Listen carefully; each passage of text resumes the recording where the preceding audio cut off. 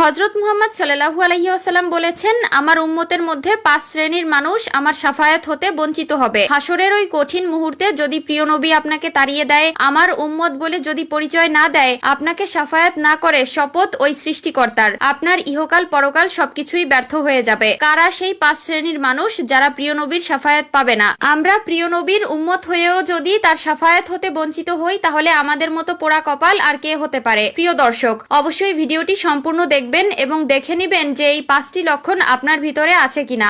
যদি থেকে থাকে তাহলে আজকে থেকে তা বর্জন করার চেষ্টা করুন। আজকের ভিডিওতে আমি আমার মায়ার নবীর প্রেমিকগুলোকে দেখতে চাই কারা কারা প্রিয় নবীর উম্মত হয়েও নিজেকে ধন্য মনে করেন। একবার আলহামদুলিল্লাহ কমেন্ট করবেন। হে আল্লাহ, আপনি আমাদের সবাইকে জাহান্নামের আযাব থেকে রক্ষা করুন, আমিন। তাই চলুন বেশি কথা না বলে জেনে নেই কারা এই 5 শ্রেণীর ব্যক্তি। 1 নম্বরে সেই ব্যক্তিকে প্রিয় নবী শাফায়াত করবে না যিনি মুশরিক। যে ব্যক্তি শিরক করে